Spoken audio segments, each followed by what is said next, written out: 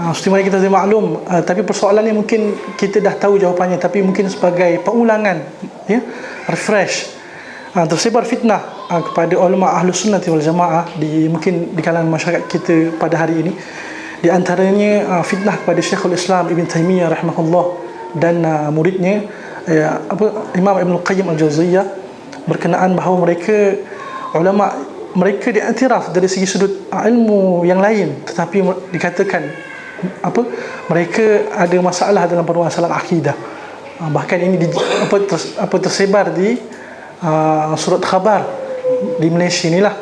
Mohon penjelasan Ustaz, pendirian kita sebagai ahli sunnah berkenaan tentang hal ini. Mungkin Ustaz boleh kenalkan sebuah ringkas berkenaan siapa dia Syekhul Islam Ibn Taymiyah dan Ibn Qayyim Al-Jauziyah. Sebab bila mana dikatakan imam-imam ini disebut di kalangan masyarakat kita hari ini, mereka akan terus katakan, Ustaz ni Wahabi ke? Mereka pun takut. Bahkan disebarkan di surat khabar pun agar menjauhi bacaan kitab-kitab mereka. Mohon nasihat Ustaz. Barakallahu fiik. Isu tentang Syekhul Islam Ibn Taymiyah rahimahullah dan juga Imam Ibn Qayyim Al-Jauziyah, saya kira berturut-turut dalam akhbar baru-baru ni. Dan saya sempat melihat juga tulisan Ibn Nuba tentang Ibn Taymiyah rahimahullah. Saya kira tulisan yang sangat baik untuk sahabat-sahabat kongsikan.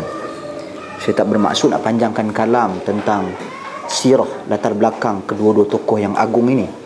Sangat popular dan sangat dikenali. Cuma ringkasnya bila sebut tentang Syekhul Islam Ibn Taymiyah rahimahullah, sahabat-sahabat sekalian, kalau boleh saya kongsikan tarjamah yang disebutkan oleh Al-Imam Al-Zahabi tentang Ibn Taymiyah. Ada penjelasan Ibn Hajar Al-Asqalani, tulisan-tulisan yang mempertahankan Ibn Taymiyah pun ada. Dan ada juga beliau memberikan beberapa kritikan terhadap beberapa pendirian Ibn Taymiyah pun ada. Tapi beliau antara orang yang menentang mana-mana pihak yang mengkafirkan Ibn Taymiyah rahimahullah, sehingga beliau keluarkan dua tulisan beliau, antaranya Ar-Raddul Wafir. Ar-Raddul Wafir yang ni tujuan jelas untuk mengkritik mereka-mereka yang cuba mengkafirkan Syekhul Islam Ibn Taymiyah rahimahullah. Dan tuan-tuan dan puan-puan sekalian, Al-Imam Al-Zahabi bila sebut pasal Ibn Taymiyah, dia kata di sini, ana ambil teks dia dalam kitab Siyar A'lamin Nubala oleh Al-Imam Al-Zahabi. Katanya Ibn Taymiyah al-Shaykhul Imam al-Alim al-Mufassir al-Faqih al-Mujtahid al-Hafiz al-Muhaddith Shaykhul Islam Nadiratul Asr Dhu Tasanif wal Dhaka. Ini satu pengiktirafan yang saya kira sangat menyeluruh. Mungkin orang melihat Al-Imam Al-Zahabi ni, kecintaan dia dan dia kepada Ibn Taymiyah, antara puncanya dia murid Ibn Taymiyah rahimahullah.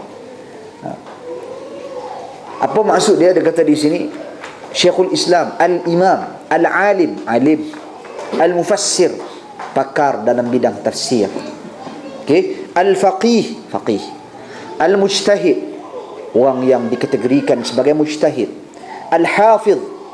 Bila sebut Al-Hafiz ini, biasanya terjemah ini merujuk kepada seseorang itu dikategorikan sebagai muhaddis.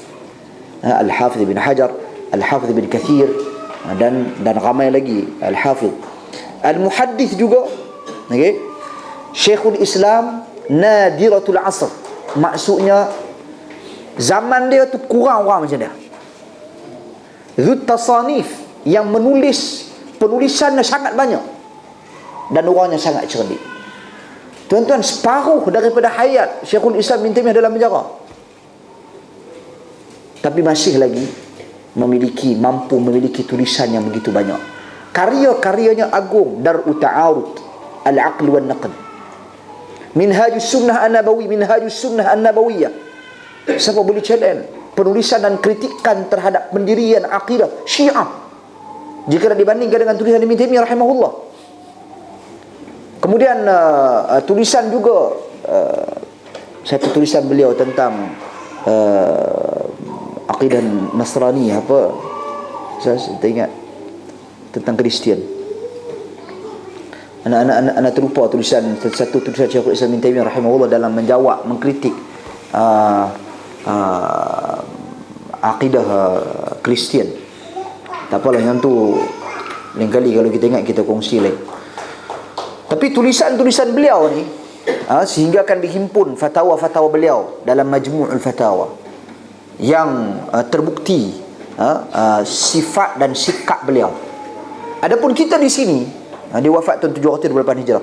Kita di sini bukan berbicara untuk mengatakan bahawasanya beliau itu seorang yang bebas daripada salah dan silap, maksum, tak. Tapi kita di sini untuk mempertahankan Syekhul Islam Ibn Taimiyah bahawasanya beliau adalah ahli sunnah. Di samping ada pihak-pihak tertentu yang saya tak tahu main mana, sehingga akan membuat tanggapan-tanggapan yang negatif tentang seorang tokoh, sedangkan dia siapa? Sama macam gurunya. Dia selalu sebut gurunya ni Hasan Saqaf.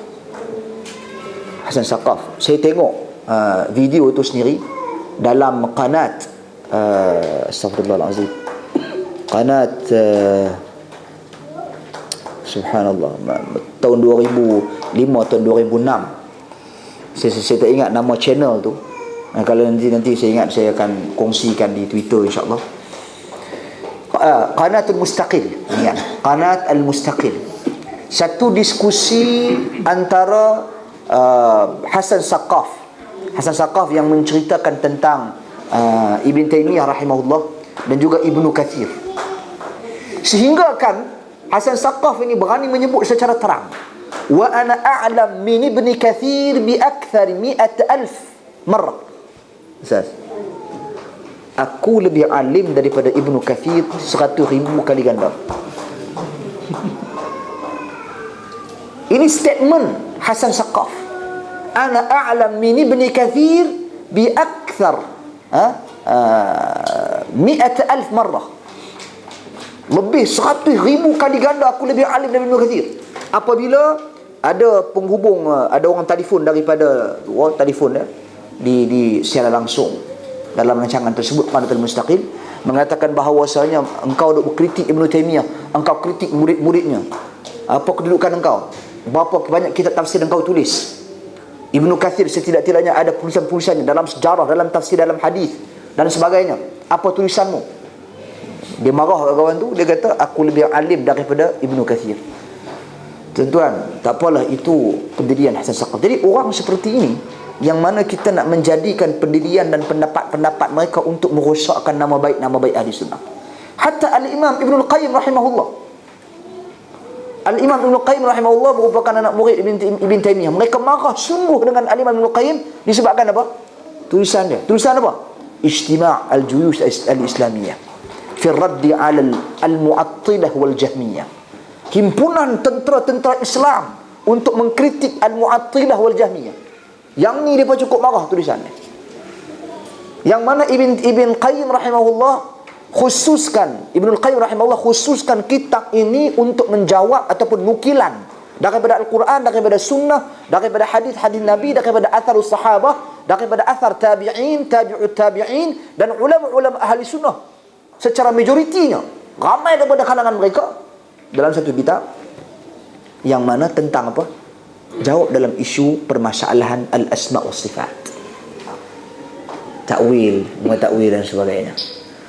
So dia yang kitab ni yang mereka cukup marah, sehingga kan mereka menjerumuskan Ibn Qayyim sebagai ulama yang sesat. A'udzubillah. Bahkan Ibn Taimiyah sesat. A'udzubillah. Bahkan Ibn Taimiyah dikaitkan dengan Wahabi. Dia wafat tahun 708. Muhammad bin Abdul Wahab muncul bila? Tahun 1000 lebih. Jadi ini orang keliru dengan benda ni. Inilah fahaman, dia kata asal usul fahaman Wahabi Ibn Taimiyah.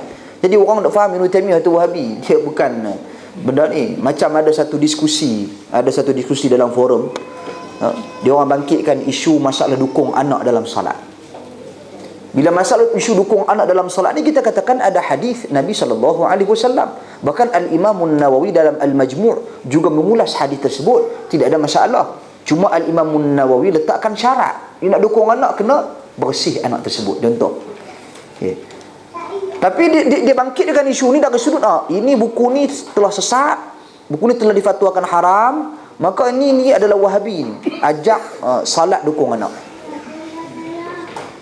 Jadi benda-benda yang macam ni, sebenarnya mereka menjadikan label itu sebagai satu kata mudah untuk menutup pendirian dan pandangan seseorang, hujah dan pandangan seseorang.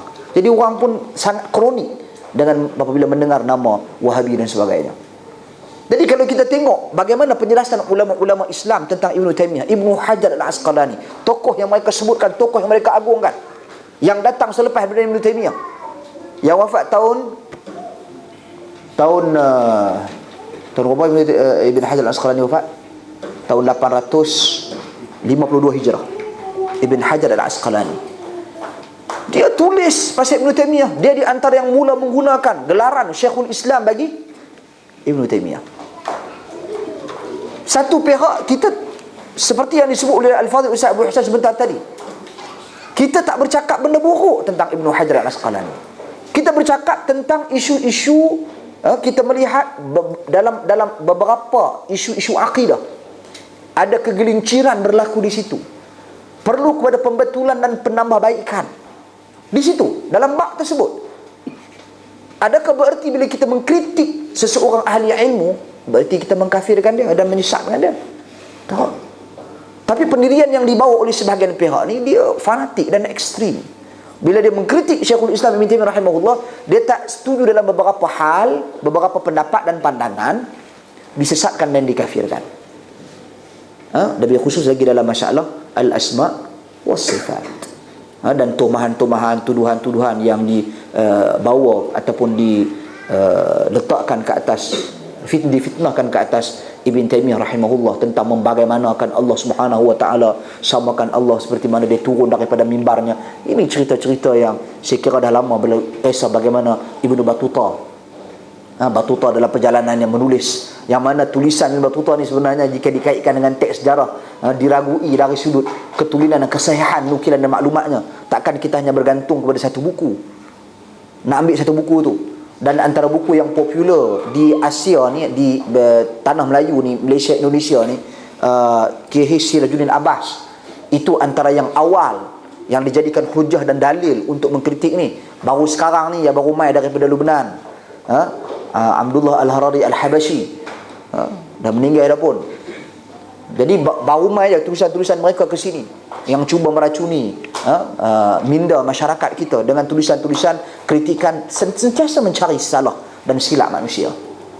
Kemudian berbeza pendapat dengan mereka, langsung dilabel dan diletakkan sebagai Wahabi. So ini saya kira satu sikap ataupun satu tindakan yang tidak bijaksana. Kita menyelesaikan sesuatu permasalahan dengan meletakkan label, bukan dengan hujah. Bahkan tersebar kata curuk, disebarkan kaedah salatnya yang pelik katanya, dipermain-mainkan sifat salat Nabi SAW, yang mana kita tak nafikan berlaku khilaf tentang kedudukan tangan di dada ataupun di atas daripada pusat. Ada khilaf di kalangan ahli ilmu. Walaupun kita nak mengambil pendekatan satu pendekatan tarjih macam Syekh Al-Albani rahimahullah terhadap hadis letakkan tangan di atas dada, maknanya ada apa? Ada asas hadis. You tak setuju nak letak tangan di atas dada kerana you bersetuju dengan pendapat sebahagian daripada ahli ilmu yang menilai dhaif hadis Ali bin Abi Talib radhiyallahu anhu meletakkan tangan atas dada, terpulang. Tapi sehingga nak membawa dan menjerumuskan, menyamakan solat tersebut seperti solat Yahudi, seperti solat sekian-sekian dan sebagainya, itu satu tindakan yang bercanggah dengan prinsip-prinsip dan asas-asas Islam. You sendiri, kita tak setuju dengan hadis ikhtilaf ummati rahmah lah. Bagi kita itu bukan hadis Nabi SAW. Memang bukan hadis Nabi SAW pun tidak ada asal baginya. Yang duk bawa hadis tu ke sana ke sini, sebahagian besar daripada mereka, khilaf di kalangan umatku adalah rahmat. Sepatutnya mereka menyantuni kita bila berselisih pendapat dengan kita, rahmat lah. Kenapa nak pergi jadi azab? Kenapa nak membawa kepada pergaulan dan perbalahan? Kita yang tak setuju dengan hadis itu bersikap lebih rahmah daripada mereka. Wallahu a'lam.